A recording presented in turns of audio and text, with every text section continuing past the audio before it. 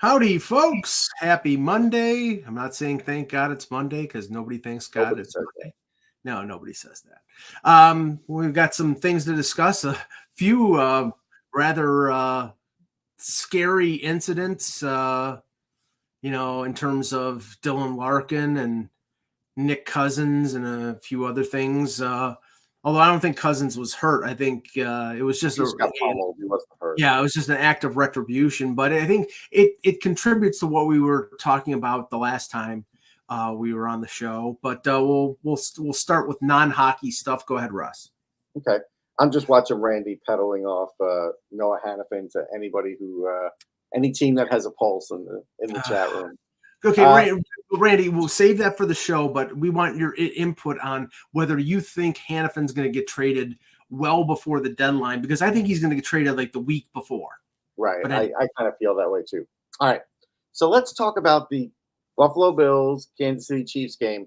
Not so much what the results were, but what the sticking point was at the end. Like Andy Reid really went off post game, started ripping the referees for one of the last plays of the game where they had a guy offsides. Like he lined up offsides. Now, was it by a hair? Yeah, it was by a hair. And the odd thing is, and look, Pat Mahomes was mad about it too. He was yelling. He slammed his helmet. They're allowed to get frustrated. I think the problem here, Mike, if I'm gauging it right, is Andy Reid, because he's been in this league for a while and has some pull, has probably gotten the referees to kind of say, hey, look, see what your guy's doing. We're calling that next time. Don't do that. And I bet you that has happened because Reed was like, why are they calling it now? They never called it before. They kind of would give us a warning. Like he said that cryptically. And I'm like, that is the worst thing referees could do. And this is why I think the NFL needs to blow up their refereeing system and start from scratch this offseason and let these guys go to like refereeing school and decide what you really want to do instead of putting a Band-Aid every year and changing the rules every year, because we're at a point now where I can't find any NFL fan and people who cover the game that aren't frustrated with the referees. And it's for and against the teams they cover and root for. It's for everybody. It's just bad. And I think that really put a spotlight on it for that game, the way that happened. Well, okay, we know the better teams in the league most of the time get the the favor from the referees. New England had it for years. I think Kansas City has in general had that.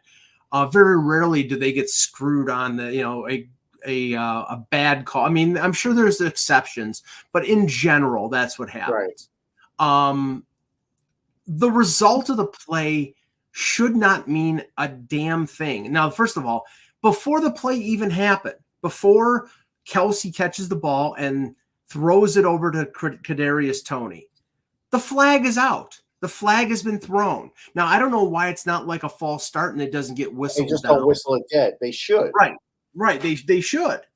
So because then that play doesn't happen. Now, it was a fantastic play and would have been typical for the Bills to lose on something as spectacular as that. Freaked out.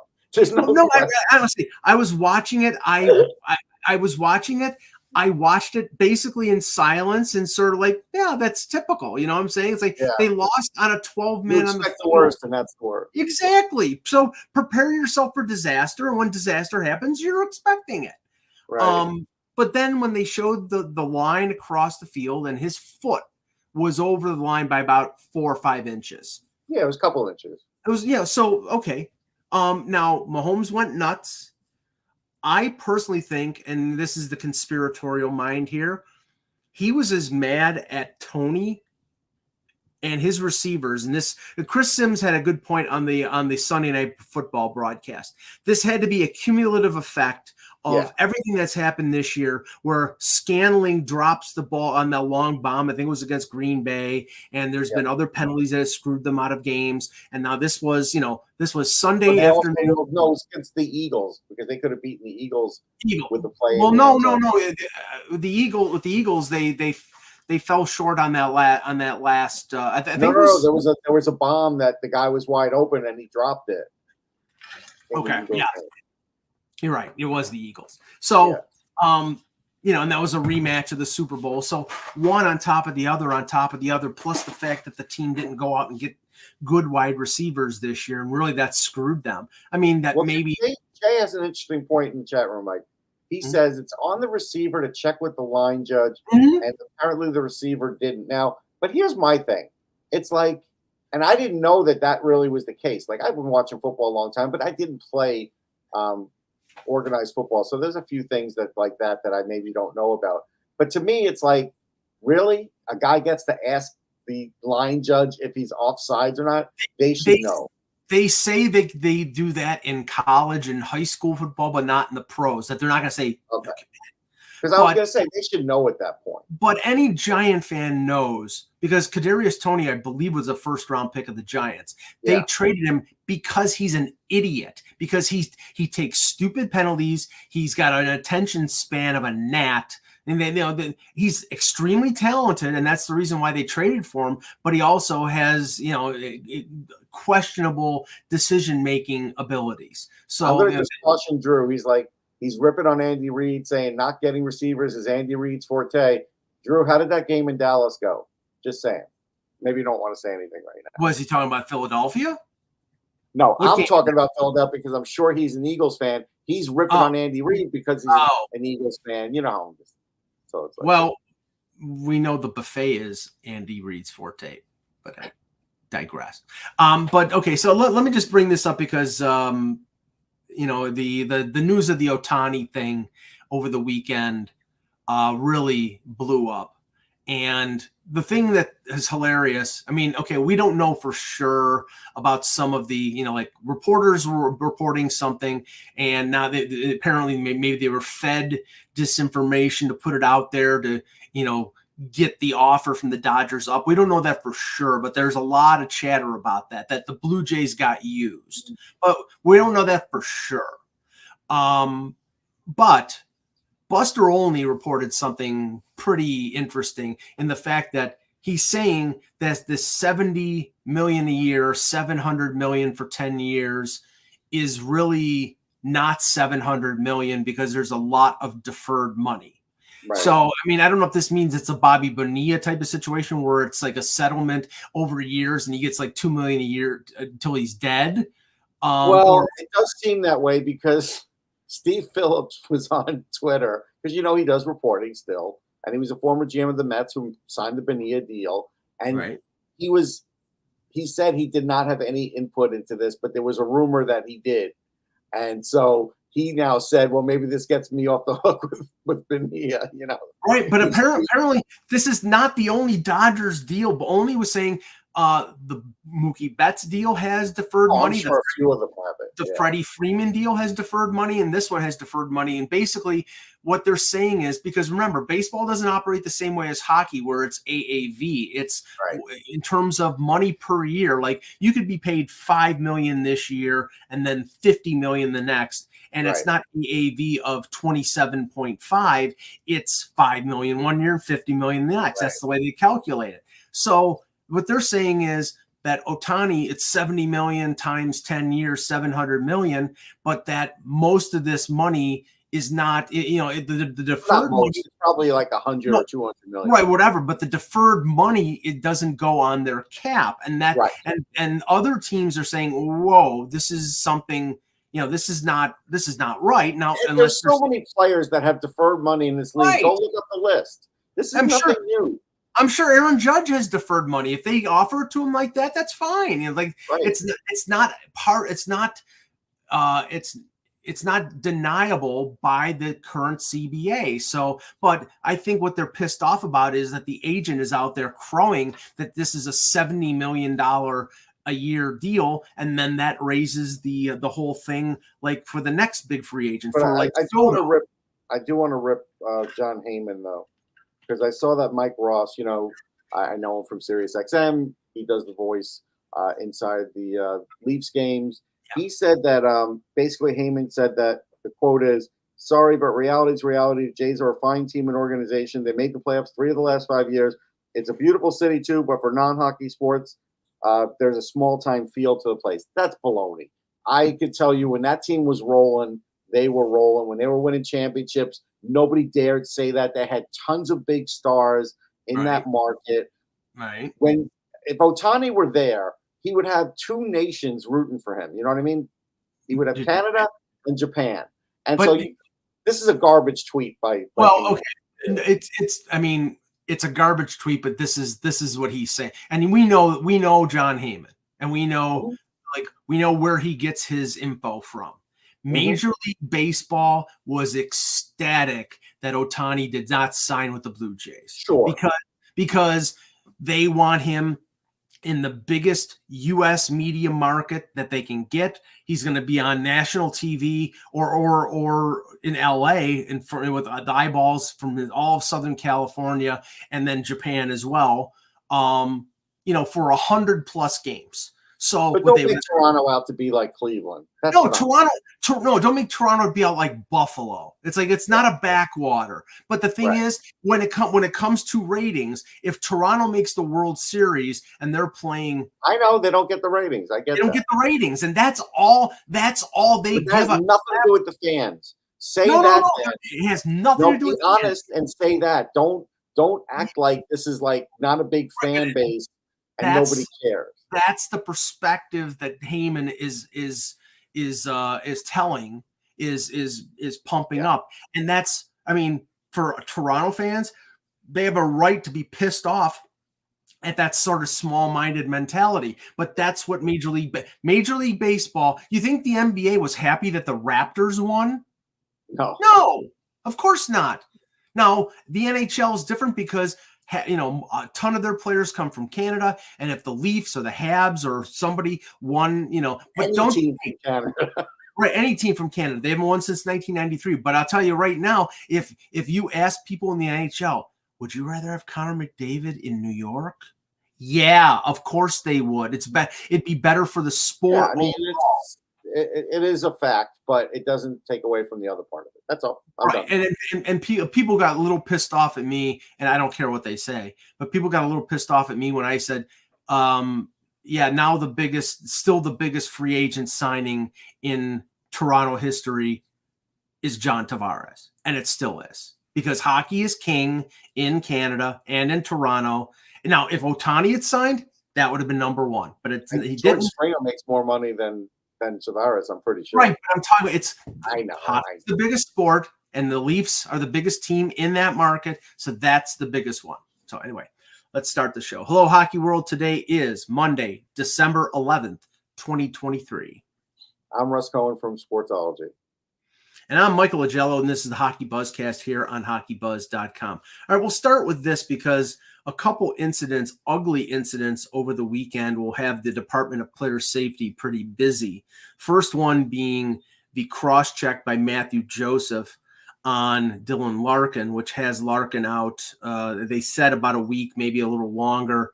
And the other one was, and I'll just do the follow-up to each one of them after. Then the second one was Nick Cousins doing Nick Cousins things, hitting Erica Branson behind the net in the Florida-Columbus game on Sunday. Now, the funny thing is, in both instances, now I don't know if Joseph was got a 5 in a game. I think he got a minor. He definitely got a minor. I don't know anything beyond that. I know Cousins got a minor for the check behind the net on Gabranson. And what that did in each game was the response after it was worse than the original, although I don't know if anything was worse than Larkin, because Larkin got cross-checked on the neck and he didn't come back and he's going to be out a week. But then David Perron in the Detroit-Ottawa game attacks Artem Zub, and he gets a 5 in a game, and now he's in front of the Department of Player Safety. And in the Columbus, Florida game, Gabranson jumps Nick Cousins. And, honestly, in that instance, justifiably so, because Cousins turtled, didn't want to fight Gabranson because Gabranson's big and tough. And then Gabranson waited and got his chance, didn't wait till the next game, waited till later in the game, jumped Cousins and pounded him 4 or 5 times before Matthew Tkachuk was able to stop him from doing that. Right. Now, the whole point here is if they had been called the original penalty, maybe the way it should have been called, there wouldn't have been any act of retribution because the player would have been out of the game. Yeah. So, when I started covering the game and full time, Back in the yeah, olden days. 2000, but really 2001 for hockey. When I was working on the Ranger books, and a lot of the old players would tell me that, you take fiving out of the game where things don't get called right, and this is what players are going to do, exactly what happened in these games. And, I get it. I get the players' mentality with that. And I had at least 3 or 4 players tell me that early on. So I was, kind of exposed to it and understood it. But I still don't understand what Perron was doing. And Kevin Bieksa saying that, you got to, he's just protecting his teammate. You don't protect your teammate that way. Like you don't just all of a sudden just decide I'm going to just hit Artem Zub because our guy, got taken off the ice. If you want to, take the guy, take that team's name and number for the next time you play them, that's what you do. That used to happen a million times over. But that one, he deserves to get the book thrown at him because I don't believe that was the way that you stick up for your teammate, because there was nothing to generally stick up for because nothing was dirty that happened to Larkin. We all feel bad. He's got a bad neck. I know I'm a guy with a bad neck. Oh, I think that was dirty. I think it was dirty. I mean, okay. I don't think it was dirty. I didn't. If you're thinking he's going to cross-check him, if you think he's going to cross-check him and he missed his shoulder and hit his neck by accident, that's still okay. Joseph got a minor for roughing against Larkin. Roughing with his wasn't even the right call. It was high sticking or it wasn't the right call. That's fair. Okay. So Perron, it was during the same stoppage. So Joseph gets taken off the ice and they're all milling around, and then Perron sneak attacks Zub, who had nothing to do with it. Right. He had nothing to do with it. So, I mean, yeah.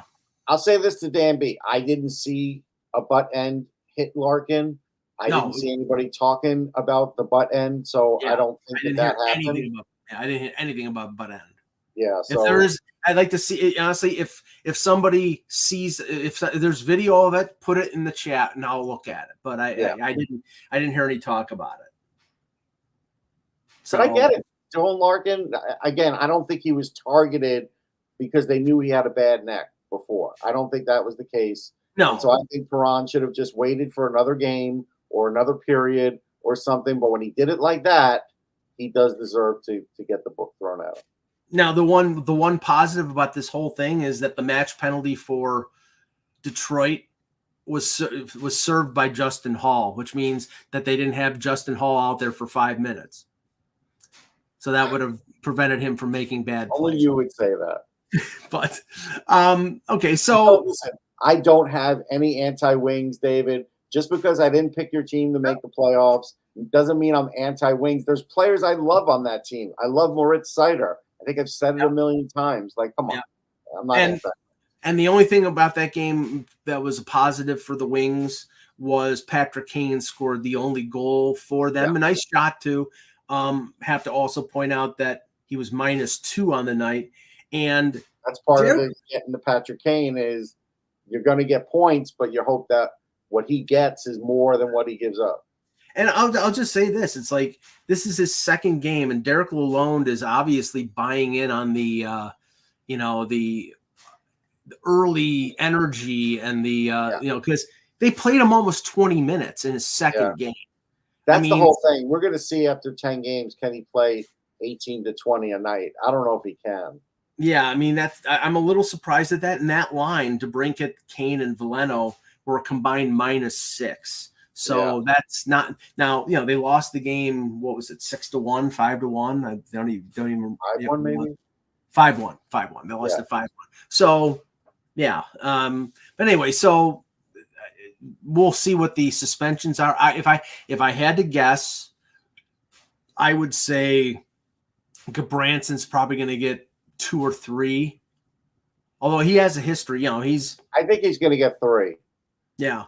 I think Perron, because it's an in-person, I think he's going to get 6 or 7 because it was I'm hoping he gets 10, but I think he'll probably get 6, like you said. Yeah, it was a sneak attack. So let's just touch on what Randy was bringing up in the chat. Because I know Eck posted something about Hanifin. Yeah. We know Hanifin's, unless Hanifin signs a long-term deal, we know. Right. And unless he signs a long-term deal, he's getting traded.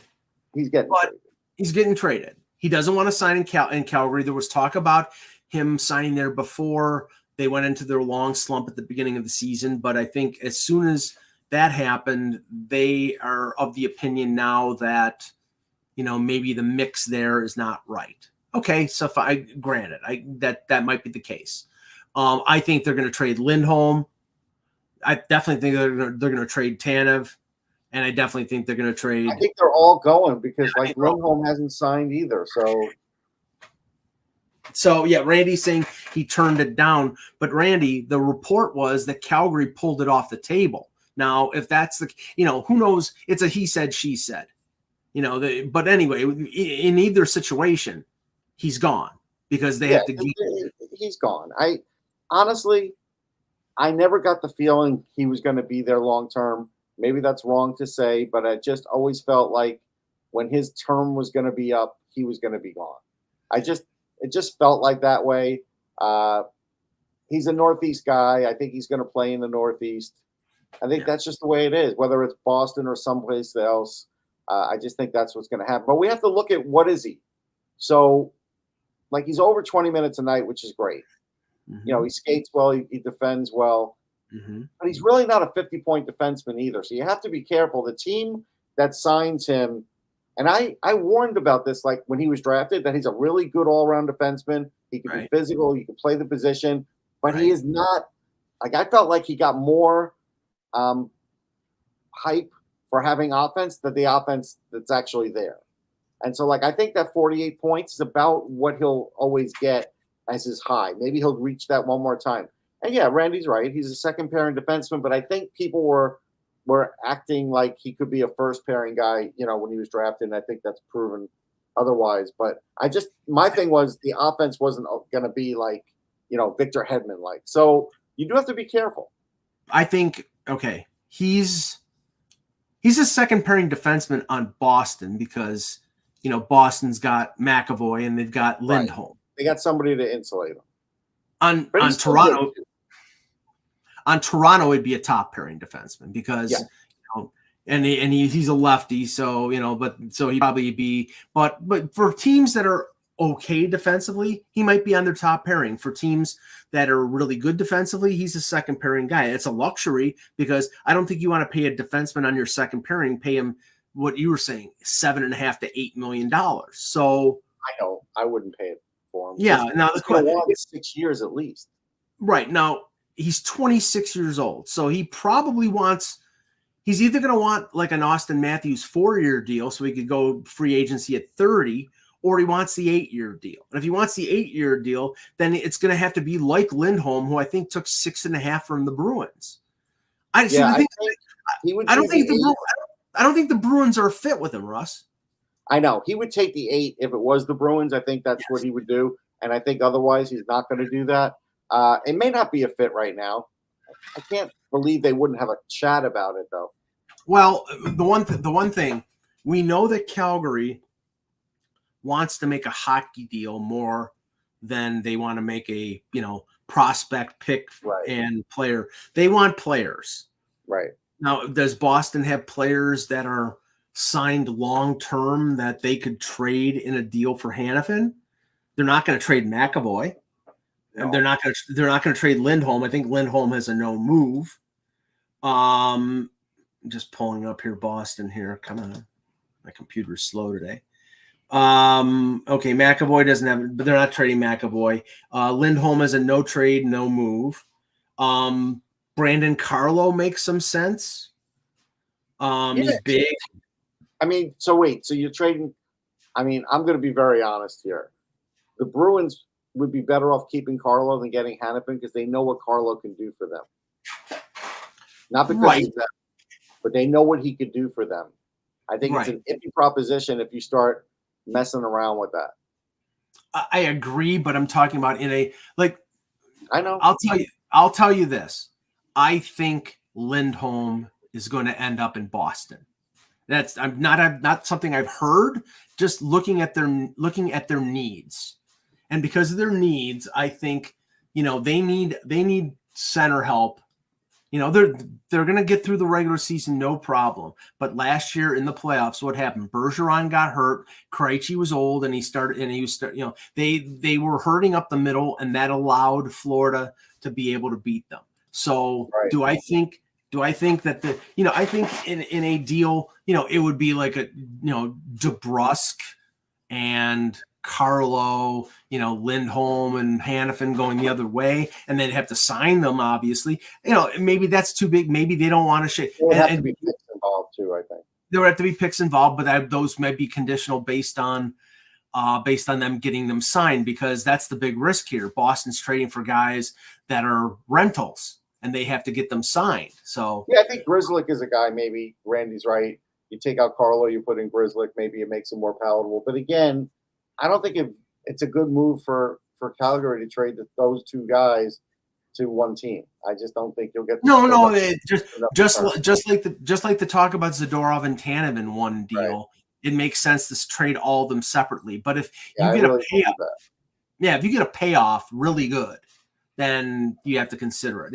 If Poitras is available, or I don't know how good that kid is. I mean, he's 19 years old. He's not going to last the season. I think like Jay points out, Montgomery's already, and I didn't know this, is already sort of not trusting him, and he shouldn't. He had a hot start, but they do have more of a need there. But again, Jay, it's also the hardest position to fill, so they may only get a third line center in the end, because that's all they could afford with prospects that they have to give up. It's hard to get a second line center at the deadline unless he's old.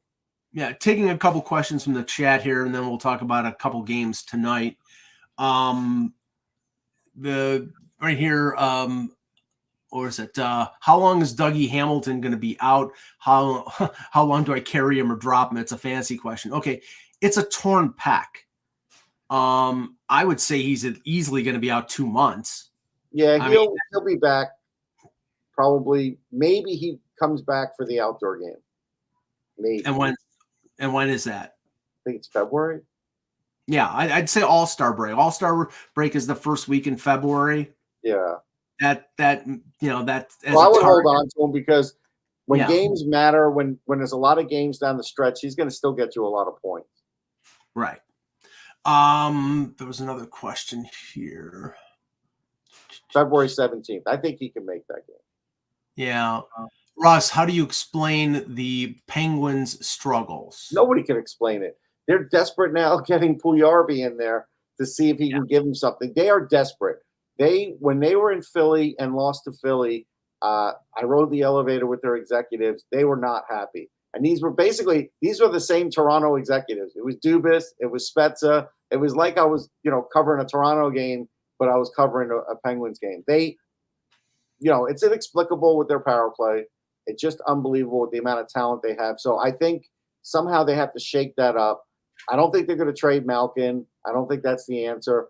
But they're going to have to mess around with some stuff, because right now it's not working for them. And I think they could still do better, but maybe they can't. Maybe it's doomed. It's really hard to tell.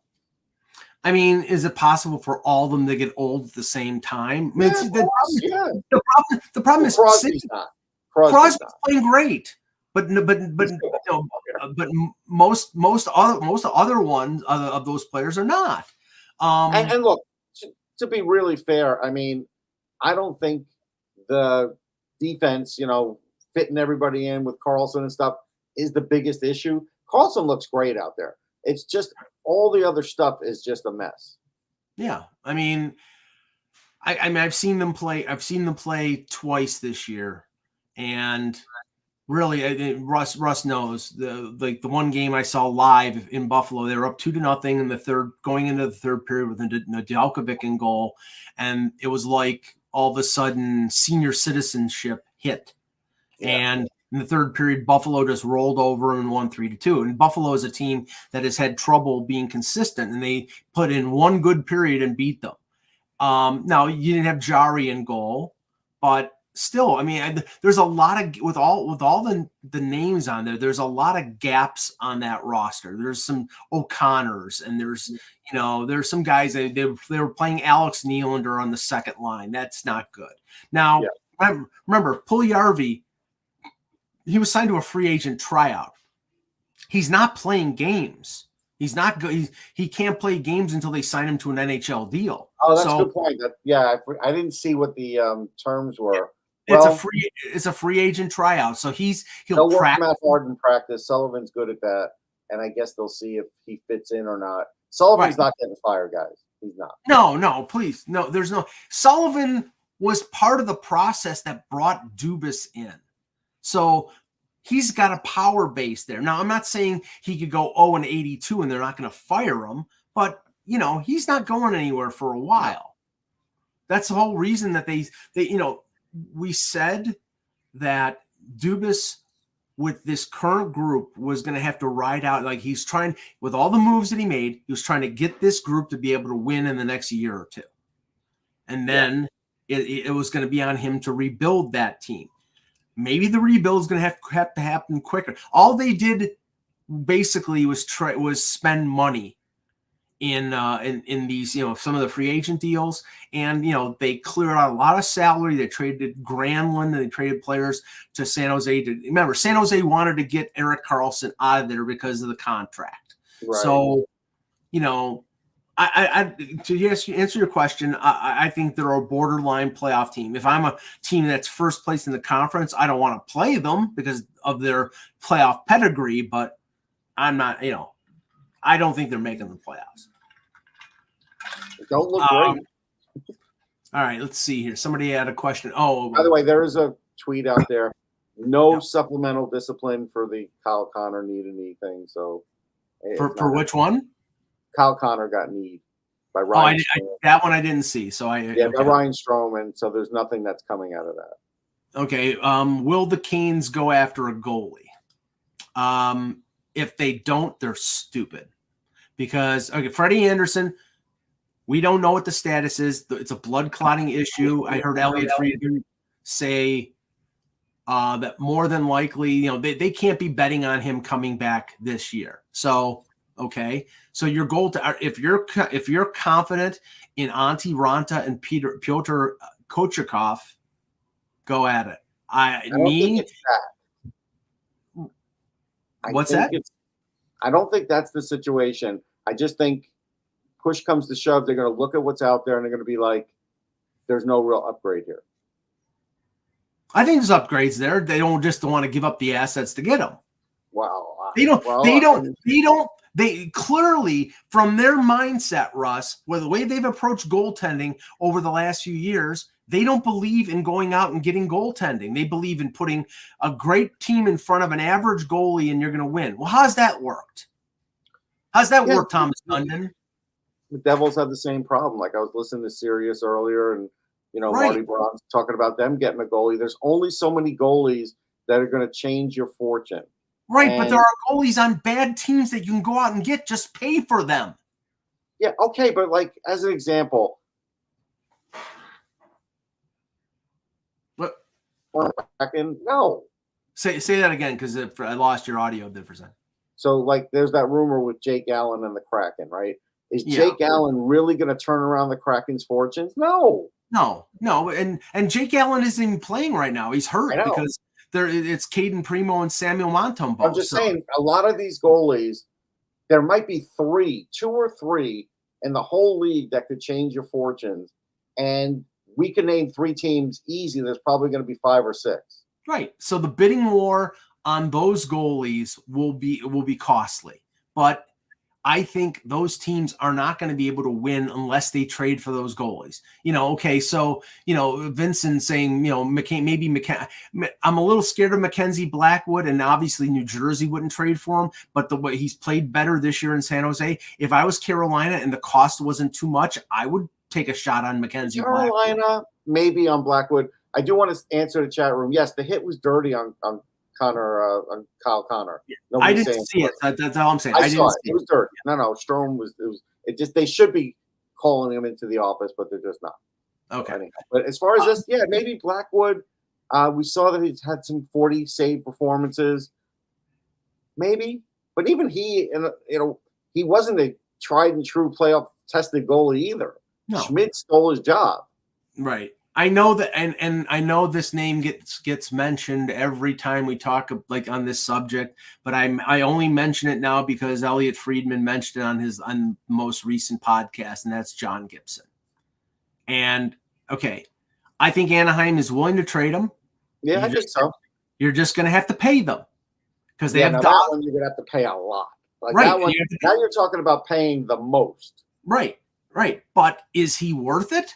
Well, but here's the thing with Carolina. Yeah. I'm going to pretend I'm Michael Jello, the GM, and we saw in the room Thomas said that Svechnikov's getting an MRI.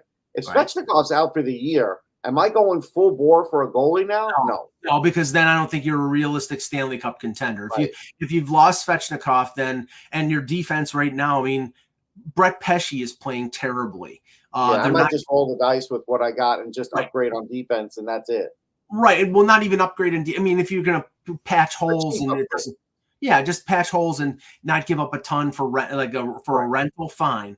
But there's always a defenseman out there. Right. Well, they're supposedly shopping Tony DeAngelo. So then, here's another thing though. Let's all come to grips that everybody being shopped now is not getting traded before Christmas. None of these guys are getting traded before Christmas. I'd be surprised if one does, but I'm pretty sure the freeze is going to happen. And we're going to be talking about all these same defensemen after the freeze too. Right. I think they're good. I think most of them, 90% of them are getting traded after the All-Star break. Right. Because I think that's the true line of demarcation and GMs talk at the All-Star game. So that's a really under the radar way of getting talks going. Right. 4 games on the schedule tonight. I'll be going to one of them, Arizona, Buffalo. Arizona is right now holding on to the last wild card spot in the West. I'm sure the NHL is rooting for them to make the playoffs so they can have 4,000 fans at their playoff game in Mullet Arena. But Buffalo lost on the weekend to Montreal, got stoned by Caden Primo. Good performance by Devin Levi, but it does not look like they're going to send Levi back to Rochester, Russ, and now the Sabres are going west after this game. But I think they need this victory tonight because, they've over the last 8 games, they've beaten the 2 best teams in the Eastern Conference, the Rangers and the Bruins, and against the 6 other teams, non-playoff teams, they're 0-5-1. Yeah, it's a bad sign. I don't have this great feeling that they're using Levi the right way. I'd rather see him in Rochester. I do say my heart goes out to Don Granato's brother, Tony, who's now stepped away from his job because I think he's got lymphoma, right? Non-Hodgkin's lymphoma. Yeah, so we wish him the best. And I'm sure Don's going to have, a hard time coaching this game. But he's a pro. I mean, but I feel for him. I do. Yeah, I mean, honestly, I wasn't able to tell anything. Like I was at the media availability this morning, and it was like every other day. He did, So yeah, he is a pro, and yes, and Ray Ferraro tweeted it out on X, and he just retweeted the statement that Tony Granato put out there that he's stepping away from. I think he was doing New York, NBC Sports Chicago, and some other. Yeah. So the other game that I will be focusing on, and I'm sure a lot of people will be focusing on, is the Maple Leafs at UBS Arena to face the lovable fans in Long Island of the New York Islanders. And this is one where you want to follow Mike on Twitter. Especially if you're an Islanders fan, you want to monitor Mike on Twitter. Just to set up the love fest that is going to be happening near is it JFK Airport or LaGuardia that the UBS Arena is at? It's close to that one is actually closer to LaGuardia because it's near Elmont's in a weird spot. I'm gonna say JFK. Okay. Somebody could correct me because I've not been to the arena, but that's a little outside of where I was living too. So, but I'm gonna say that's where it was. John Tavares is at 998 career points. 2 points away from 1,000. I am sure there is going to be a long standing ovation when he gets his second assist on, a power play goal that, everybody will be throwing their Tavares jerseys and spinning it over their head in celebration. All right. Yeah, please. They will throw like sneakers on fire probably at UBS Arena if he gets 2 points. Oh, they're not going to be happy. It won't be like a teddy bear toss. I can tell you that. No. So I'm sure, that's what Mike is predicting. He's predicting Tavares gets a hat trick on Sorokin and the Leafs win this one, right, Mike? No, I'm not predicting anything. I'm predicting one thing. Ryan Reeves will actually fight Matt Martin because I'm sure that the Islanders will try to step up physically against the Leafs because they love playing the Leafs just so much. Are you at least going to predict pain? At least at least do that. Prediction pain. Yeah. And there you go. So I'm doing my best Clubber Lang imitation. There you go. All right. Yeah.